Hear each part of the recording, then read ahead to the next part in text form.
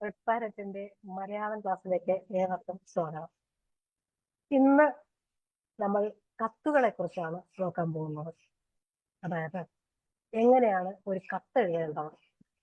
കത്തുകൾ പൊതുവെ രണ്ടു തരത്തിലാണുള്ളത്. രണ്ട് വിധത്തിൽ. ഒന്ന് ഔപചാരികമായ കത്ത്, മറ്റൊന്ന് അനൗപചാരികമായ കത്ത്. ഇംഗ്ലീഷിൽ അതിന് ഫോർമൽ ലെറ്റർ എന്നും ഇൻഫോർമൽ ലെറ്റർ എന്നും പറയും. മലയാളത്തിൽ ഔപചാരികമായ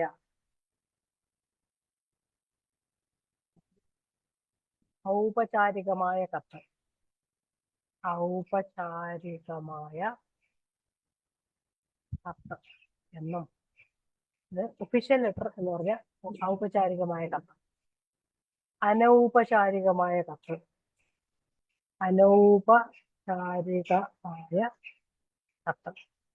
സിമ്പല് വേണ്ട. സിമ്പല് പ്രിന്റിംഗ് മിസ്റ്റേക്ക് ആയിട്ട് വരുന്നതാണ്. നൗ മാത്രം മതി. അനൗപചാരികമായ കത്ത്. ഇതിന് മറ്റൊരു പേരും കൂടിയുണ്ട്.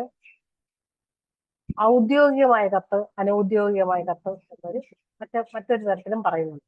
ഏതെങ്കിലും ഒന്ന് മതിയാകും. ഇവിടെ നമുക്ക് ആദ്യം അനൗപചാരികമായ ഫ്രണ്ട്ലി ലെറ്ററിനെ കുറിച്ച് നമുക്ക് നോക്കാം. അതിനുശേഷം നമുക്ക് ഔപചാരികമായ കത്തുകളെ കുറിച്ച് നോക്കാം. സാധാരണ ഒന്നാം ക്ലാസ് മുതൽ 5ാം ക്ലാസ് വരെ വേണ്ടി വരില്ല. എന്നാലും 5, 6, 7 ക്ലാസ്സുകളിൽ ചോദിക്കുന്ന ഒരു ചോദ്യമാണ് അനൗപചാരികമായ കത്തുകൾ, ഫ്രണ്ട്ലി ലെറ്റർ എഴുതുക എന്നുള്ളത്. ഫ്രണ്ട്ലി ലെറ്ററിന് സൗഹൃദപരമായ കത്ത് എന്നും പറയാറുണ്ട്. അത് സാധാരണ ഒരു ചോദ്യം വരും, അതിനനുസരിച്ചാണ് നമ്മൾ ഉത്തരം എഴുതാറ്. ഈ രണ്ടു കത്തിലും തന്നെ ഒരു പ്രത്യേക ഘടനയുണ്ട് എന്ന് എടുത്തു പറയട്ടെ. നമ്മൾ സാധാരണ എഴുതുന്നത് സുഹൃത്തിന് എഴുതുന്നതും, അല്ലെങ്കിൽ ദൂരദേശത്ത് നിന്ന് അമ്മയ്ക്ക് കത്ത് എഴുതുന്നതും, അച്ഛൻ എഴുതുന്നതും, അങ്ങനെയുള്ള അങ്കിളിന് എഴുതുന്നതും ഒക്കെ തന്നെ അനൗപചാരികമായ കത്താണ്. അതായത് ഫ്രണ്ട്ലി ലെറ്റേഴ്സ് ആണ്, സൗഹൃദപരമായ കത്തുകൾ. ഇവിടെ ഒരു ചോദ്യം എടുക്കുക. സാധാരണ ചോദ്യത്തിനാണ് നമ്മൾ പരീക്ഷയ്ക്ക് ഉത്തരമായിട്ട് ഈ കത്ത് എഴുതുന്നത്. ഉദാഹരണത്തിന്, പിറന്നാളിനു ക്ഷണിച്ചുകൊണ്ട് സുഹൃത്തിന് ഒരു കത്ത് തയ്യാറാക്കുക. സുഹൃത്തെന്ന് പറഞ്ഞാൽ കൂട്ടുകാരൻ, കൂട്ടുകാരി. സുഹൃത്തിന് ഒരു കത്ത് തയ്യാറാക്കുക എന്നാണ് മിക്കവാറും ഈ തരത്തിലുള്ള കത്തുകളാണ് 6, 7 ക്ലാസ്സുകൾ ചോദിച്ചു കാണുന്നത്. പിറന്നാളിന് ക്ഷണിച്ചുകൊണ്ട് ഒരു കത്ത് തയ്യാറാക്കുക, അല്ലെങ്കിൽ അകലെയുള്ള അമ്മാവനൊരു കത്ത് തയ്യാറാക്കുക, അല്ലെങ്കിൽ കൂട്ടുകാരനെ മധ്യവേനൽ അവധിക്ക് വീട്ടിലേക്ക് ക്ഷണിച്ചുകൊണ്ടൊരു കത്ത് തയ്യാറാക്കുക. ഇത്തരത്തിലുള്ള കത്താണ് സാധാരണ കണ്ടുവരുന്നത്. ഇതിന് ഉത്തരം എഴുതുക എന്ന് പറയുമ്പോൾ ഇതിനും ഒരു പ്രത്യേക ഫോർമാറ്റ് ഉണ്ട്. അതായത് ആദ്യം നമ്മൾ വലത്തുവശത്തായിട്ട് സ്ഥലം, തീയതി, എവിടുന്നാണ് ഈ കത്ത് എഴുതുന്നത് എന്നതിന് ആ സ്ഥലം എഴുതണം. നമ്മുടെ ഐഡന്റിറ്റി വെളിപ്പെടുത്താതിരിക്കുന്നതിന് വേണ്ടിയിട്ടാണ് നമ്മൾ സ്ഥലം എന്ന് തന്നെ എഴുതിയാൽ മതി. അല്ലാതെ ഏത് സ്ഥലമാണ് എന്ന് സ്ഥലത്തിന്റെ പേര് എഴുതേണ്ട കാര്യമില്ല. അതിന് തൊട്ട് താഴെയായിട്ട് തീയതി, എന്നാണ് ഈ കത്ത് എഴുതുന്നത്, ആ തീയതി ഇവിടെ എഴുതണം. ഇതാണ് ആദ്യം തുടങ്ങേണ്ടത്. സ്ഥലം, തീയതി, അത് വലതുവശത്ത് അറ്റത്തായിട്ട്. അതിനുശേഷം സല്യൂട്ടേഷൻ ആണ്. ഇവിടെ സുഹൃത്തിനാണ് നമ്മൾ കത്തയക്കുന്നത്. അതുകൊണ്ട് തീർച്ചയായിട്ടും സുഹൃത്തിനെ വേണം നമുക്ക് സംബോധന ചെയ്യേണ്ടത്. എങ്ങനെ? പ്രിയപ്പെട്ട സുഹൃത്തെ, പ്രിയപ്പെട്ട കൂട്ടുകാരാ, പ്രിയപ്പെട്ട കൂട്ടുകാരി, പ്രിയപ്പെട്ട വിനു, പ്രിയപ്പെട്ട അമീൻ. ഇങ്ങനെ കത്തുകൾക്ക് സംബോധന കൊടുക്കാം. മീൻ, രമേ എന്ന് നീട്ടി വിളിച്ചുകൊണ്ടായിരിക്കണം കത്ത് സംബോധന ചെയ്യേണ്ടത്. അപ്പൊ നമുക്ക് പ്രിയപ്പെട്ട കൂട്ടുകാരാ എന്ന് നമുക്ക് നീട്ടി വിളിക്കാം.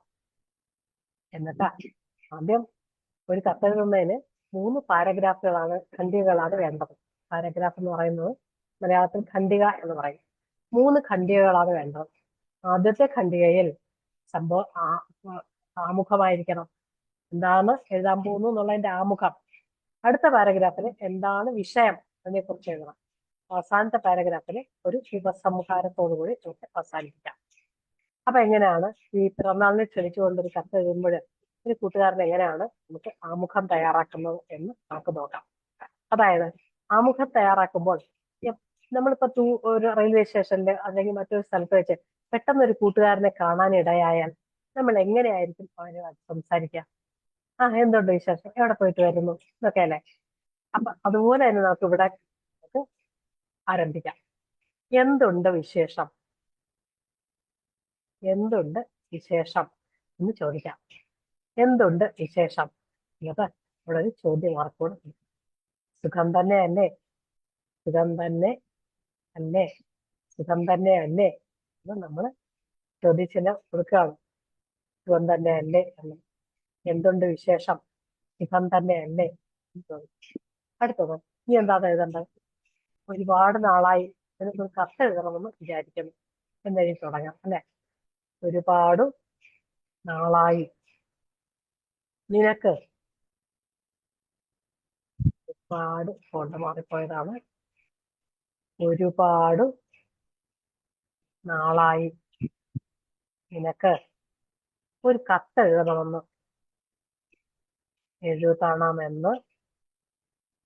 കരുതുന്നു. സമയക്കുറവ് കാരണം, അല്ലെങ്കിൽ സമയക്കുറവ് കാരണം എന്ന് എഴുതാം, തിരക്ക് കാരണം എന്ന് എഴുതാം.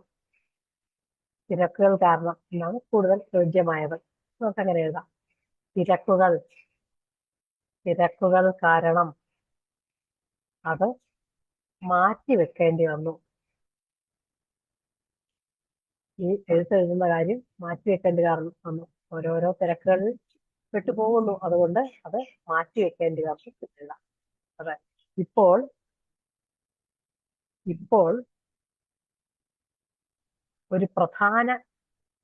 ഒരു പ്രധാനപ്പെട്ട കാര്യം പറയാനാണ്. എന്താ? പിറന്നാളിന്റെ കാര്യം പറയണം, അതിനു വേണ്ടിയാണ്. ഇപ്പോൾ ഒരു പ്രധാനപ്പെട്ട കാര്യം പറയാനാണ് ഈ കത്ത് എഴുതുന്നത്. ഉണ്ടോ? അപ്പൊ ആമുഖം കഴിഞ്ഞു. ആമുഖം രണ്ടാമത്തെ പാരഗ്രാഫിലേക്ക് കടക്കാനുള്ളതിന്റെ ഒരു സൂചനയാണ്. ഒരു പ്രധാനപ്പെട്ട കാര്യം പറയാനുണ്ട്, അതിനാണ് ഈ കത്ത് എഴുതുന്നത്. ഇനി അടുത്ത പാരഗ്രാഫിലോട്ട് നമുക്ക് കടക്കാം. ഒരുപാട് നീട്ടണ്ട. ഒരു കത്ത് എഴുതുമ്പോൾ പ്രധാനപ്പെട്ട വാക്കുകളായിരിക്കണം, വളരെ ചുരുക്കി എഴുതണം. ആവശ്യമില്ലാത്ത പുകഴ്ത്തലുകളോ അതുമല്ലാത്ത വിശേഷണങ്ങളോ ഒന്നും ചേർക്കേണ്ട ആവശ്യമില്ല. വളരെ എന്താ ചുരുക്കി എഴുതുക, കനക്കെ ചുരുക്കി എന്ന് പറയുന്ന പോലെ വളരെ ചുരുക്കി എഴുതുകയാണ് വേണ്ടത്. അടുത്ത് നമ്മൾ രണ്ടാമത്തെ പാരഗ്രാഫിലെ പാറ്റേണിലോട്ട് കിടക്കണം. അതിന് ചോദ്യം നോക്കണം. പിറന്നാളിന് ക്ഷണിച്ചുകൊണ്ടാണ് നമ്മൾ സുഹൃത്തിന് കത്ത് എഴുതുന്നത്. അപ്പൊ പിറന്നാളിന്റെ കാര്യം പറയണം.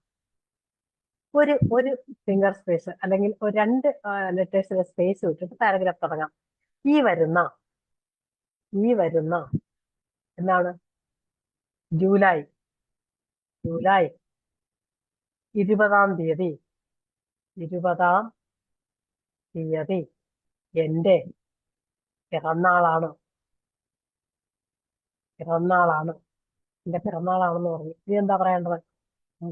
വളരെ വിപുലമായി ആഘോഷിക്കാനാണ്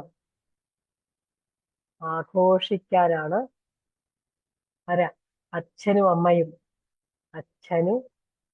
അമ്മയും തീരുമാനിച്ചിരിക്കുന്നത്.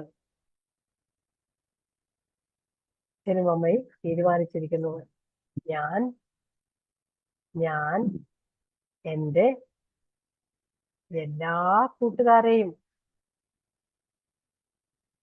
ക്ഷണിക്കുന്നുണ്ട്.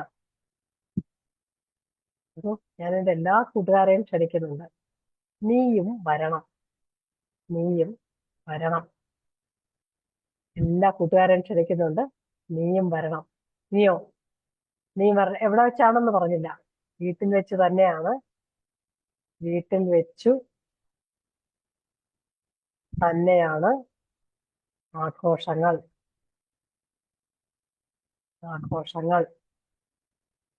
ഓക്കെ.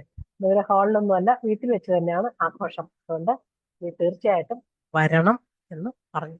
ഇനി അടുത്ത ആ പാരഗ്രാഫ് തീർന്നു. എന്നാണ് പിറന്നാളെന്ന് പറഞ്ഞു, എവിടെ വെച്ചാണെന്ന് പറഞ്ഞു, വിളിച്ചു, ക്ഷണിച്ചു, അത് കഴിഞ്ഞു. ഇനി അടുത്ത പാരഗ്രാഫില് കൺക്ലൂഷൻ ആണ്. അവിടെ നിന്റെ അച്ഛനും അമ്മയ്ക്കും അനിയനുമെല്ലാം അനിയനുമെല്ലാം വേറെ അവിടെ ഉള്ളവരെല്ലാം വീട്ടിലുള്ളവരൊക്കെ അന്ന് അന്വേഷിക്കുന്നു. അനിയനുമെല്ലാം സുഖം തന്നെയല്ലേ, സുഖം തന്നെയല്ലേ. എല്ലാവരോടും എന്ത് ചെയ്യണം? ഞാൻ തിരക്കിയതായി പറയണം എന്ന് എഴുതാം അല്ലെ. എല്ലാവരോടും ഞാൻ ഞാൻ അന്വേഷിച്ചതായി അല്ലെങ്കിൽ എല്ലാവരോടും എന്റെ സ്നേഹാന്വേഷണം അറിയിക്കണം. എല്ലാവരോടും എന്റെ സ്നേഹാന്വേഷണം സ്നേഹാന്വേഷണം എന്റെ സ്നേഹാന്വേഷണം അറിയിക്കണം. നീ വരുമെന്ന പ്രതീക്ഷയോടുകൂടി നീ വരുമെന്ന വരുമെന്ന പ്രതീക്ഷയോടുകൂടി എന്ത് ചെയ്യാം? കത്ത് ചുരുക്കാം. പ്രതീക്ഷയോടു കൂടി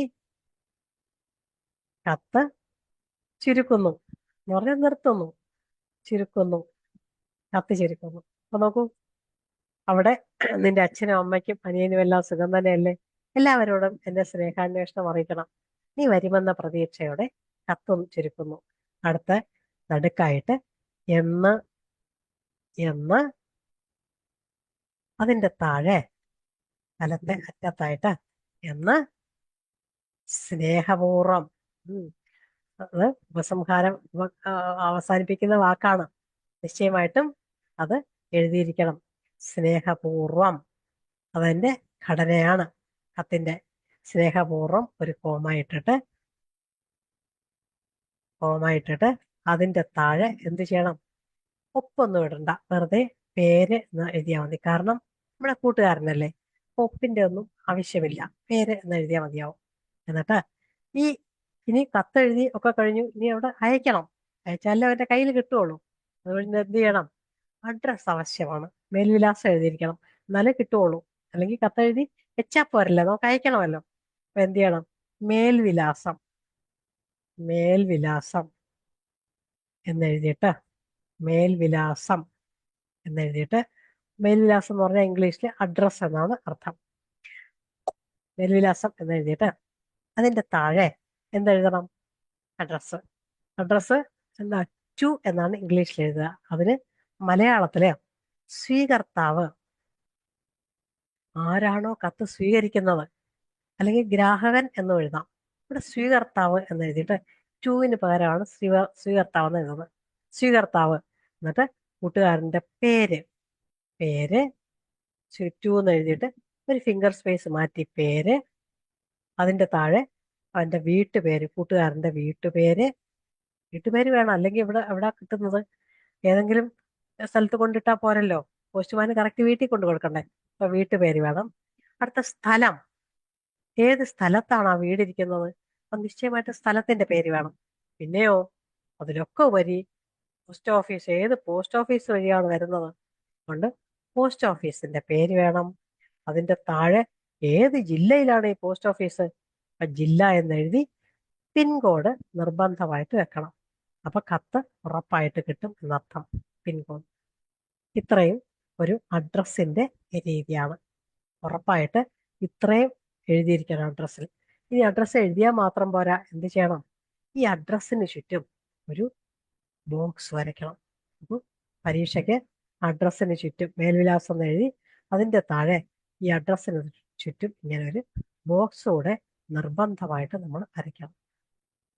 ബോക്സിനകത്താണ് ഇത് എഴുതുന്നത്. എന്നിട്ട് ഈ വശത്തായിട്ട് ഒരു ചെറിയ ബോക്സ് കൂടെ നമുക്ക് വരയ്ക്കാം. ഒരു ചെറിയ ബോക്സ് കൂടെ. എന്തിനാ ഇവിടെ ചെറിയ ബോക്സ് വരയ്ക്കുന്നത്? ഈ ഭാഗത്താണ് നമ്മൾ സ്റ്റാമ്പ് ഒട്ടിക്കാറ് പതിവ്. അതുകൊണ്ട് ഇവിടെ സ്റ്റാമ്പ് ഒട്ടിക്കുന്ന സ്ഥലമാണ്.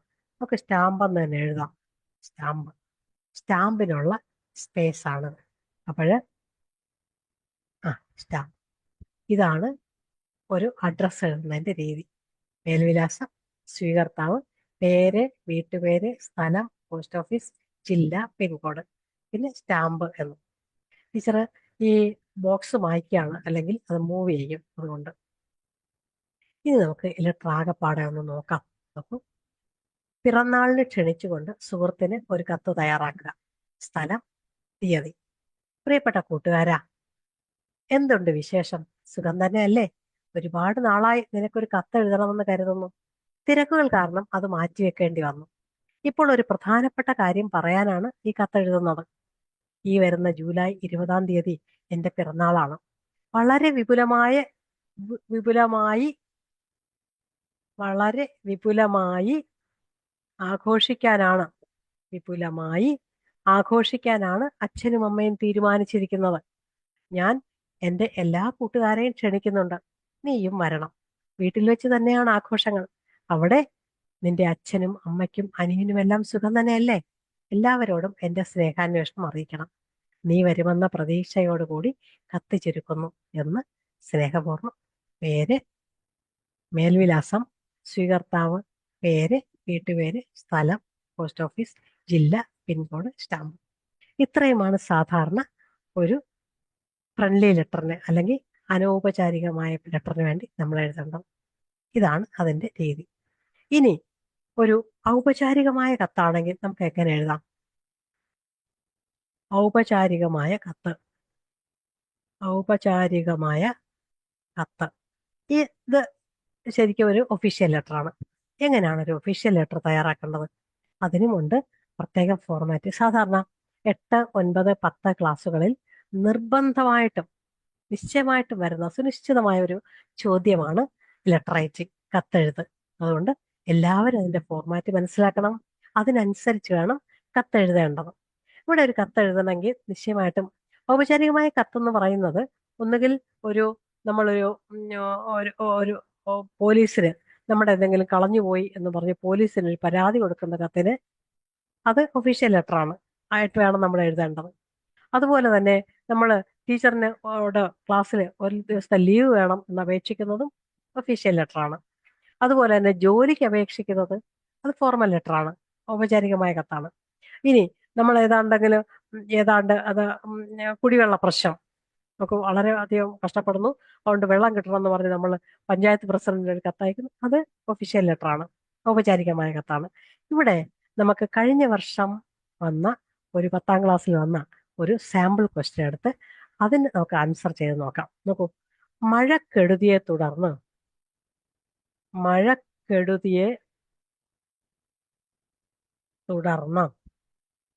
നിങ്ങളുടെ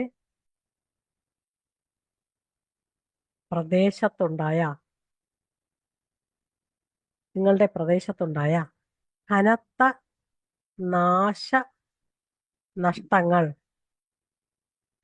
നാശനഷ്ടങ്ങൾ ശ്രദ്ധയിൽപ്പെടുത്തിക്കൊണ്ട്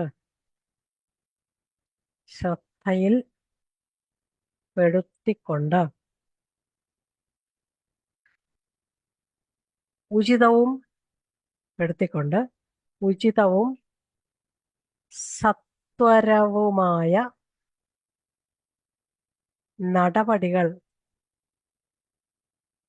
സത്വരവുമായ നടപടികൾ സ്വീകരിക്കണമെന്ന് ആവശ്യപ്പെട്ടുകൊണ്ട് ജില്ലാ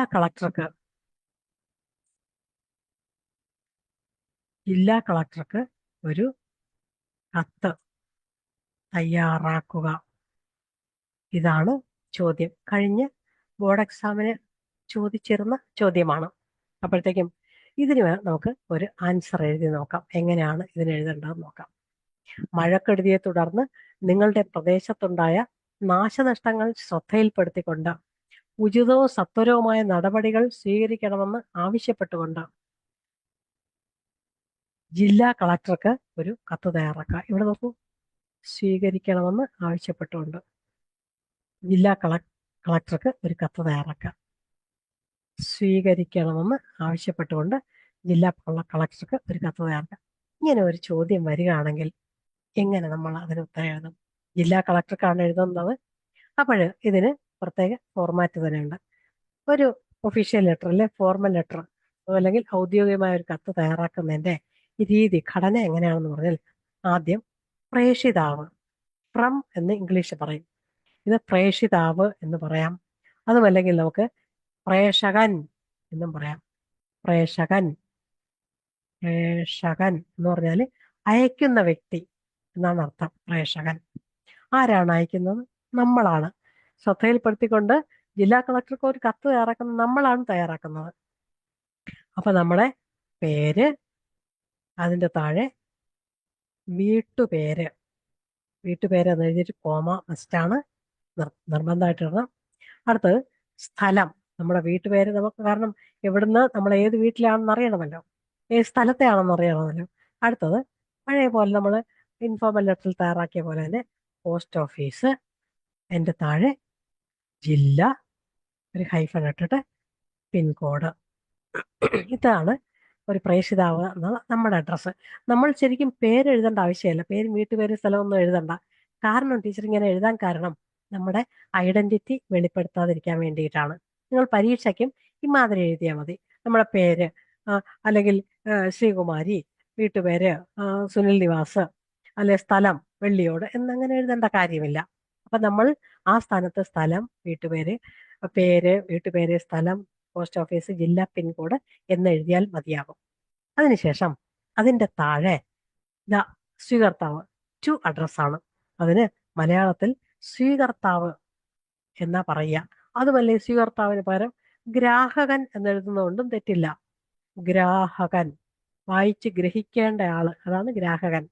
ഓക്കെ, ഗ്രാഹകൻ എന്ന് പറയുമ്പോഴത്തേ നമ്മൾ ആലോചിക്കണം, ആർക്കാ നമ്മൾ എഴുതുന്നത്, ആർക്കാണോ എഴുതുന്നത് ആ കയ്യിൽ കിട്ടേണ്ട, കത്ത് കിട്ടേണ്ട വ്യക്തിയാണ് ഗ്രാഹകൻ എന്ന് പറയുന്നത്. ഇവിടെ ജില്ലാ കളക്ടർക്കാണ് നമ്മൾ കത്തെഴുതുന്നത്. അപ്പൊ എങ്ങനെ എഴുതേണ്ടത്? ബഹുമാനപ്പെട്ട ബഹു എന്നെഴുതിയിട്ട് ഒരു കോളൻ കൊടുത്തതിന് ശേഷം കളക്ടർക്ക് എഴുതുകയല്ലേ, അത് നമുക്ക് സത്വര നടപടികൾ കിട്ടണമെന്ന് ആവശ്യപ്പെട്ടുകൊണ്ടാണ് എഴുതുന്നത്. അപ്പൊ ബഹുമാനപൂർവ്വം വേണം എഴുതാൻ. ബഹുമാനപ്പെട്ട ജില്ലാ കളക്ടർ, ബഹുമാനപ്പെട്ട ജില്ലാ കളക്ടർ എന്നെഴുതി അടുത്ത എന്താണ് എഴുതണ്ടേ? ബഹുമാനപ്പെട്ട എന്നുള്ളതിന് 2 കുത്ത് വേണ്ട, 1 കുത്ത് മതി. ബഹുമാനപ്പെട്ട ജില്ലാ കളക്ടർ, കളക്ടർ ഇരിക്കുന്ന സ്ഥലം കളക്ടറേറ്റ് ആണ്.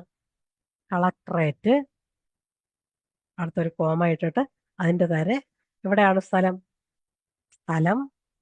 അടുത്തത് പോസ്റ്റ്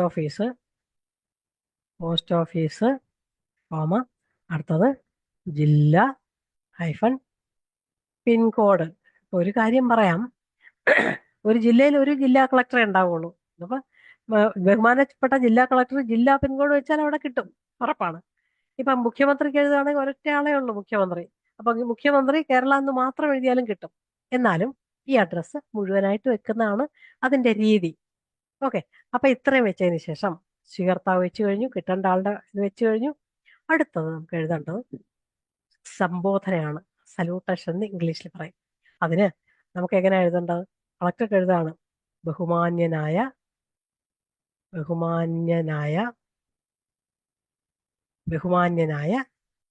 ജില്ലാ കളക്ടർക്ക്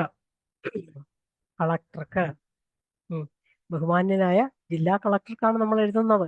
അപ്പോൾ ബഹുമാന്യനായ ജില്ലാ കളക്ടർക്ക് സർ എന്നെഴുതിയാലും മതി. പക്ഷെ സർ എന്ന് എഴുതുന്നത് ഒരു സാധാരണ നിലയിലുള്ള ആൾക്കാരൊക്കെ സർ എന്ന് എഴുതാം. പക്ഷെ ഒരു കളക്ടർക്കോ ഒരു മുഖ്യമന്ത്രിക്കോ പ്രധാനമന്ത്രിക്കോ ഒക്കെ എഴുതുമ്പോഴത്തേക്കും ബഹുമാന്യനായ മുഖ്യമന്ത്രിക്ക്, ബഹുമാന്യനായ പ്രധാനമന്ത്രിക്ക്, ബഹുമാന്യനായ ജില്ലാ കളക്ടർക്ക് എന്നെഴുതാണ് കൂടുതൽ ഉചിതം. അതിനുശേഷം നമ്മൾ എന്ത് ചെയ്യണം? എന്താണ് എഴുതാൻ പോകുന്നതെന്നുള്ള വിഷയം എന്താണ് എന്ന് എഴുതണം. ഈ വിഷയം എഴുതുന്നതിന് വളരെ പ്രാധാന്യമുണ്ട്. കാരണം എന്താണെന്ന് പറഞ്ഞാൽ ഈ വിഷയം കണ്ടിട്ടാണ് അത് ഓരോ ജില്ലാ കളക്ടറേറ്റിലായാലും മുഖ്യമന്ത്രിയുടെ ഓഫീസിലായാലും ഒക്കെ തന്നെ ഒരു ഡിപ്പാർട്ട്മെന്റ് തന്നെ ഉണ്ട് കത്തുകൾ സോർട്ട് ചെയ്യുന്നത്. അപ്പോഴത്തെ അവർക്ക് ആ വിഷയം അനുസരിച്ചാണ് ടേബിളിന്റെ മുകളിൽ പോണോ വേണ്ടോ എന്ന് തീരുമാനിക്കേണ്ടത്. അതുകൊണ്ട് വിഷയം എഴുതുമ്പോൾ എപ്പോഴും നമ്മൾ വളരെ ബ്രീഫായിട്ട്, വളരെ ചുരുക്കി വേണ്ടപ്പെട്ട കാര്യം മാത്രം എഴുതാൻ ശ്രദ്ധിക്കുക. അതാണ് വിഷയം. ഇവിടെ നമ്മൾ വിഷയം എഴുതുന്നത്, ചോദ്യം നോക്കണം. എന്താണ് ചോദ്യം?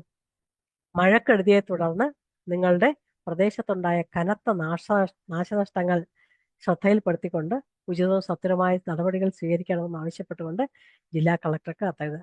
അപ്പം കെടുതിക്ക് സഹായം അനുവദിക്കുന്നതിനുള്ള അപേക്ഷ എന്ന് നമുക്ക് എഴുതാം. മഴക്കെടുതിക്ക് സഹായം അനുവദിക്കുന്നതിനുള്ള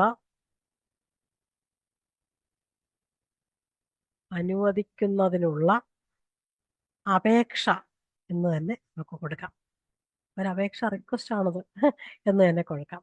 അടുത്തത് ഇനി പാരഗ്രാഫായിട്ട് എഴുതണം. ആദ്യത്തെ ആമുഖം വേണം, അതിനുശേഷം അത് വിഷയം വേണം, നടുവിലത്തെ പാരഗ്രാഫ്. 3 പാരഗ്രാഫ് മസ്റ്റായിട്ടുണ്ടായിരിക്കണം. സാധാരണ ഇൻഫോർമൽ ലെറ്റർ എഴുതിയ പോലെ തന്നെ ആദ്യം വിഷയം ഉണ്ടായിരിക്കണം, അതിനുശേഷം കണ്ടന്റ് ഉണ്ടായിരിക്കണം, അതിനുശേഷം കൺക്ലൂഷൻ ഉണ്ടായിരിക്കണം. ഇങ്ങനെ വേണം കത്ത് തയ്യാറാക്കാനായിട്ട്. ഇവിടെ നമ്മൾ ആദ്യത്തെ പാരഗ്രാഫിലോട്ട് പോവാണ്. അപ്പൊ ഞാൻ ആര് എന്ന് ആദ്യം ഒന്ന് ഇൻട്രൊഡ്യൂസ് ചെയ്തുകൊണ്ട് നമുക്ക് ഈ ലെറ്റർ സ്റ്റാർട്ട് ചെയ്യാം. ഞാൻ കൈനകരി എന്ന പ്രദേശത്ത്, ഇനി കൈനകരി എന്ന പ്രദേശത്ത് എന്ന് പറയുമ്പോഴത്തേക്കും എവിടെ വരും? ഞാൻ ആലപ്പുഴ ജില്ലയിലെ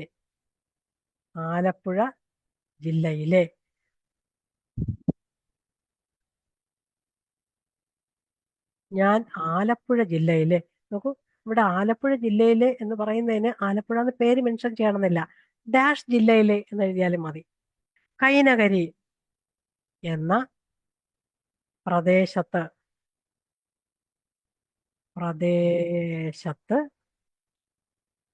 താമസിക്കുന്ന ഒരു വ്യക്തിയാണ്. പ്രദേശത്ത് താമസിക്കുന്ന ഒരു വ്യക്തിയാണ്. മനസ്സിലായി? നമ്മൾ എവിടെയാണോ താമസിക്കുന്നുള്ളത് കൃത്യമായിട്ട് പറഞ്ഞു. ഇനി ഇനി നമ്മൾ മഴക്കെടുതി ഉണ്ടായി, അത് എന്നാണ്, എവിടെ വെച്ചാണ് എന്നുള്ളത് കൃത്യമായിട്ട് പറയണം. ഇക്കഴിഞ്ഞ ജൂൺ മാസം, കാലവർഷം നടക്കുന്ന ജൂൺ മാസമാണല്ലോ. ജൂൺ 15-ാം തീയതി ഞങ്ങളുടെ പ്രദേശത്ത് കനത്ത പേമാരിയും അതിഭയങ്കര മഴയാണ്, പേമാരിയും വെള്ളപ്പൊക്കവും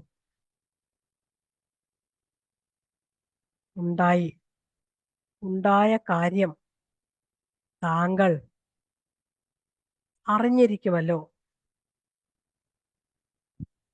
തീർച്ചയായിട്ടും ഇത്രയും വലിയ പേമാരിയും ഇതൊക്കെ പത്രത്തിൽ വരാതിരിക്കത്തില്ല, അറിഞ്ഞിരിക്കുമല്ലോ. അപ്പൊ അതിനുശേഷം ഇനി ഈ വെള്ളപ്പൊക്കത്തിൽ, ഇതിനെ തുടർന്ന്, തീർച്ചയായിട്ടും അദ്ദേഹം അറിഞ്ഞിട്ടുണ്ടാവും, ഇതിനെ തുടർന്ന് വെള്ളപ്പൊക്കത്തെ തുടർന്ന് അടുത്ത എന്താ എഴുതാം? വെള്ളപ്പൊക്കത്തെ തുടർന്ന് നിരവധി പേരുടെ വീടും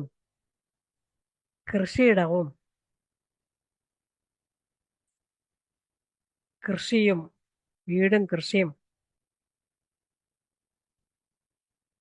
ഒലിച്ചുപോയി, വെള്ളത്തിൽ നശിച്ചു എന്ന് എഴുതാം. ആ വെള്ളപ്പൊക്കത്തെ തുടർന്ന് നിരവധി പേരുടെ വീടും കൃഷിയിടവും മഴവെള്ളത്തിൽ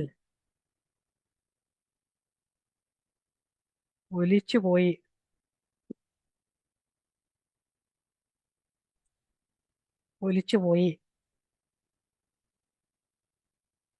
മാത്രമല്ല നിരവധി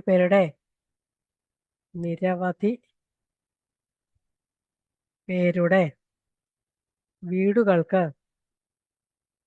സാരമായ തകരാറുകളും ഉണ്ടായി. അടുത്തത്, കർഷകരാകെ കൃഷി നഷ്ടപ്പെട്ട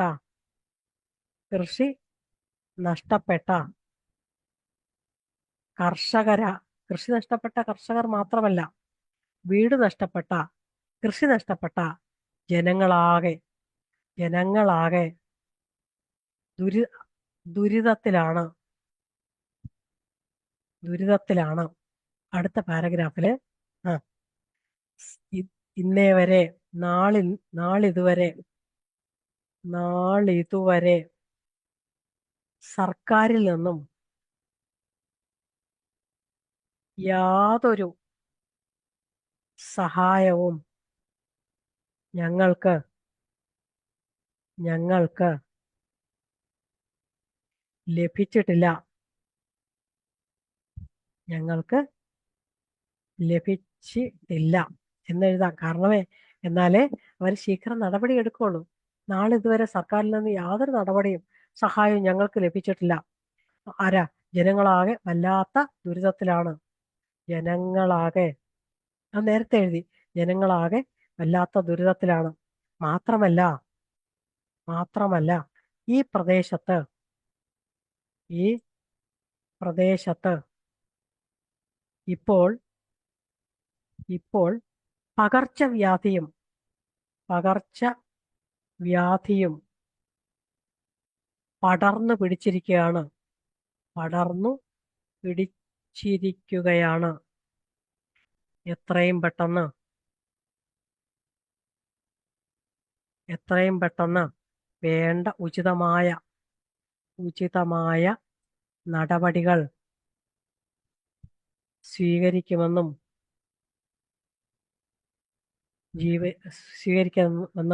പിന്നെ ജനങ്ങളെ ദുരിതത്തിൽ നിന്നും കരകയറ്റും എന്നും പ്രതീക്ഷിക്കുന്നു. അപ്പൊ ആദ്യത്തെ പാരഗ്രാഫായി. രണ്ടാമത്തെ പാരഗ്രാഫിൽ നമ്മൾ പറയേണ്ട മാറ്റർ കൃത്യമായി പറഞ്ഞു കഴിഞ്ഞു. നമ്മൾ സഹായം അഭ്യർത്ഥിക്കുകയാണ്. അടുത്തത് ലാസ്റ്റ് പാരഗ്രാഫില് ഉടൻ തന്നെ സഹായധനം അനുവദിക്കുമെന്ന് പ്രതീക്ഷിച്ചുകൊണ്ട് എത്രയും പെട്ടെന്ന് ദുരിതാശ്വാസ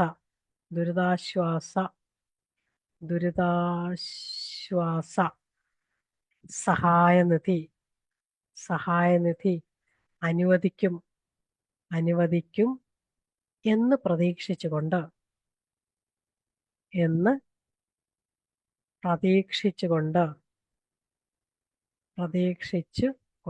നോക്കൂ, ഇവിടെ നമ്മൾ നിർത്തുകയാണ്. സഹായനിധി നമുക്ക് എത്രയും പെട്ടെന്ന് കിട്ടണം. അതുകൊണ്ട് അങ്ങനെ എഴുതാം അല്ലെ? എത്രയും പെട്ടെന്ന് ദുരിതാശ്വാസ സഹായനിധി അനുവദിക്കും എന്ന് പ്രതീക്ഷിച്ചുകൊണ്ട് നിർത്തുന്നു. മതി, ഇത്രയും മതി ലാസ്റ്റ് പാരഗ്രാഫ്. അടുത്ത നടുക്കായിട്ട് എന്ന് അടുത്ത എന്ത് ചെയ്യണം? ഉപസംഹാര വാക്കുകൾ എങ്ങനെ എഴുതണം? എന്ന് വിശ്വസ്തയോടെ. നമുക്ക് വിശ്വസ്തതയാണ് വേണ്ടത്. വിശ്വസ്തതയോടെ എഴുതിയിട്ട് കോമ ഇട്ടിട്ട് അതിന്റെ താഴെ നമ്മൾ എഴുതുന്ന ആള് ഒപ്പ് വെക്കണം. ആദ്യം ഒപ്പിട്ടതിന് ശേഷം, ഒപ്പിടുന്നതിന് പകരം നമ്മൾ എന്ത് ചെയ്യണം? ഒപ്പ് എന്ന് എഴുതിയാൽ മതി. അതിന് താഴെ എന്ത് ചെയ്യാം? നമുക്ക് പേര് എന്ന് എഴുതാം. നമുക്ക് പേര് എഴുതണ്ട, പേര് എന്ന് എഴുതിയാൽ മതിയാവും. ഒപ്പിന്റെ താഴെ വേണം പേരെഴുതാൻ. പേരെഴുതുന്നതിന്റെ മുകളിൽ വേണം ഒപ്പിടാൻ. അത് മറന്നു പോകണ്ട. ഇത്രയുമാണ് ഒരു ഫോർമാറ്റ്. പക്ഷെ ഇന്നൊരു ഭാഗം കൂടിയുണ്ട്. ഈ ലെഫ്റ്റ് വശത്ത് ഇടത്തെ അറ്റത്തായിട്ട് സ്ഥലം എന്നെഴുതി ഒരു കോളം ഇങ്ങനെ ഇട്ടിട്ട് അതിന്റെ താഴെ തീയതി സ്ഥലം എന്നെഴുതി കോളനില്ല, കോമ ഇട്ടാൽ മതി. അതിന്റെ താഴെ തീയതി എന്നെഴുതി ഒരു ഫുൾ സ്റ്റോപ്പ് ഇടുക. ഇത്രയുമാണ് ഒരു കത്തെഴുതുന്നതിന്റെ, മലയാളത്തിൽ ഒരു കത്തെഴുതുന്നതിന്റെ ഫോർമാറ്റ്. നോക്കിക്കോളൂ അതെങ്ങനെയാണെന്ന് ഞാൻ ഒന്നുകൂടി വായിക്കാം. ഇതിന്റെ ടോപ്പിക് ഇതാണ്: മഴക്കെടുതിയെ തുടർന്ന് നിങ്ങളുടെ പ്രദേശത്തുണ്ടായ കനത്ത നാശനഷ്ടങ്ങൾ ശ്രദ്ധയിൽപ്പെടുത്തിക്കൊണ്ട് ഉചിതവും സത്വരവുമായ നടപടികൾ സ്വീകരിക്കണമെന്ന് ആവശ്യപ്പെട്ടുകൊണ്ട് ജില്ലാ കളക്ടർക്ക് ഒരു കത്ത് തയ്യാറാക്കുക. പ്രേഷിതാവ് അല്ലെങ്കിൽ പ്രേഷകൻ, പേര്, വീട്ടുപേര്, സ്ഥലം, പോസ്റ്റ് ഓഫീസ്, ജില്ല, പിൻകോഡ്. ഇത് വളരെ പ്രേഷിതാവ് എന്ന് തന്നെ എഴുതാവുള്ളൂ. ഇക്ഷ എഴുതാൻ പാടില്ല. പ്രേക്ഷകൻ അത് വേറെ മീനിങ് ആയി പോകും. ഇവിടെ അതുപോലെ സ്വീകർത്താവ്, സ്വീകരിക്കുന്ന ആള് അല്ലെങ്കിൽ ഗ്രാഹകൻ. ബഹുമാനപ്പെട്ട ജില്ലാ കളക്ടറാണ്. ചോദ്യക്കടലാസിൽ നോക്കിയിട്ട് വേണം അത് എഴുതാൻ. ബഹുമാനപ്പെട്ട ജില്ലാ കളക്ടർ, കളക്ടറേറ്റ്, സ്ഥലം, പോസ്റ്റ് ഓഫീസ്, ജില്ല, പിൻകോഡ്. അതിനുശേഷം സല്യൂട്ടേഷനാണ്, സംബോധനയാണ്. ബഹുമാനപ്പെട്ട ജില്ലാ കളക്ടർക്ക് എന്ന് സംബോധന ചെയ്യുന്നു. അടുത്തത് വിഷയം. വിഷയം നമ്മൾ വളരെ ചുരുക്കി വേണം എഴുതാൻ. 4 വാക്കിലധികം ആകാൻ പാടില്ല. മഴക്കെടുതിക്ക് സഹായം അനുവദിക്കുന്നതിനുള്ള അപേക്ഷ. നോക്കൂ, ആദ്യത്തെ പാരഗ്രാഫിൽ നമ്മളെ ഇൻട്രൊഡ്യൂസ് ചെയ്യാണ്. ഞാൻ ആലപ്പുഴ ജില്ലയിലെ കൈനകരി എന്ന പ്രദേശത്ത് താമസിക്കുന്ന ഒരു വ്യക്തിയാണ്. ഈ കഴിഞ്ഞ ജൂൺ 15-ാം തീയതി ഞങ്ങളുടെ പ്രദേശത്ത് കനത്ത പേമാരിയും ഒരു വായനയിൽ അക്ഷരത്തെറ്റുകളൊക്കെ ശ്രദ്ധിക്കണം. പേമാരിയും വെള്ളപ്പൊക്കവും ഉണ്ടായ കാര്യം താങ്കൾ അറിഞ്ഞിരിക്കുമല്ലോ. വെള്ളപ്പൊക്കത്തെ തുടർന്ന് നിരവധി പേരുടെ വീടും കൃഷിയും മഴവെള്ളത്തിൽ ഒലിച്ചുപോയി. നിരവധി പേരുടെ വീടുകൾക്ക് സാരമായ തകരാറുകളും ഉണ്ടായി. സാരമായ തകരാറും എന്ന് മതിയാവും, തകരാറുകളും വേണ്ട, തകരാറും ഉണ്ടായി. ജനങ്ങളാകെ ദുരിതത്തിലാണ്. നാളിതുവരെ അടുത്ത പാരഗ്രാഫ് സ്റ്റാർട്ട് ചെയ്യുമ്പോൾ 2 ലെറ്റർ മാറ്റി വേണം അത് എഴുതേണ്ടത്. അതായത് പാരഗ്രാഫിന് അങ്ങനെയാണല്ലോ. നാളിതുവരെ സർക്കാരിൽ നിന്നും യാതൊരു സഹായവും ഞങ്ങൾക്ക് ലഭിച്ചിട്ടില്ല. മാത്രമല്ല, ഈ പ്രദേശത്ത് ഇപ്പോൾ പകർച്ചവ്യാധിയും പടർന്നു പിടിച്ചിരിക്കുകയാണ്. എത്രയും പെട്ടെന്ന് ഉചിതമായ നടപടികൾ സ്വീകരിക്കുമെന്നും ജനങ്ങളെ ദുരിതത്തിൽ നിന്നും കരകയറ്റുമെന്നും പ്രതീക്ഷിക്കുന്നു. എത്രയും പെട്ടെന്ന് ദുരിതാശ്വാസ സഹായനിധി അനുവദിക്കും എന്ന് പ്രതീക്ഷിച്ചുകൊണ്ട് നിർത്തുന്നു എന്ന് വിശ്വസ്തയോടെ ഒപ്പ്, പേര്, അതിനുശേഷം സ്ഥലം, തീയതി. ഇങ്ങനെയാണ് ഒരു കത്ത് തയ്യാറാക്കേണ്ടത്. ഇതാണ് അതിന്റെ ഫോർമാറ്റ്. ഇനി നോക്കിക്കോളൂ. ഒരു പക്ഷേ ഇവിടെ ഈ ചോദ്യത്തില് മഴക്കെടുതിയെ തുടർന്ന് നിങ്ങളുടെ പ്രദേശത്തുണ്ടായ കനത്ത നാശനഷ്ടങ്ങൾ ശ്രദ്ധയിൽപ്പെടുത്തിക്കൊണ്ട് ഉചിതവും സത്വരമായ നടപടികൾ സ്വീകരിക്കണമെന്ന് ആവശ്യപ്പെട്ടുകൊണ്ട് ഒരു പഞ്ചായത്ത് പ്രസിഡന്റ് എന്ന നിലയിൽ ജില്ലാ കളക്ടർക്ക് ഒരു കത്ത് തയ്യാറാക്കുക എന്നാണ് ചോദ്യം വന്നാലോ, എങ്ങനെ എഴുതും? അപ്പൊ ഇവിടെ പ്രേഷിതാവ് എന്ന സ്ഥാനത്തിൽ പേരെന്നുള്ളിടത്ത് പഞ്ചായത്ത് പ്രസിഡന്റ്, വീട്ടുപേരല്ല, പിന്നെന്താ, പഞ്ചായത്ത് ഓഫീസ്, പിന്നെ സ്ഥലം, പോസ്റ്റ് ഓഫീസ്, ജില്ല, അതെല്ലാം ഇതുപടി തന്നെ എഴുതിയാൽ മതിയാവും. അത്തരത്തിൽ ഒരു കത്തെഴുതി നിങ്ങൾ നോക്കൂ. നിങ്ങൾക്കതിന് പറ്റുമോ എന്നറിയാമല്ലോ. ഒന്ന് ശ്രമിച്ചു നോക്കൂ. വീണ്ടും മറ്റൊരു വിഷയമായി കാണാം എന്ന് കരുതിക്കൊണ്ട് നിർത്തുന്നു. നന്ദി, നമസ്കാരം.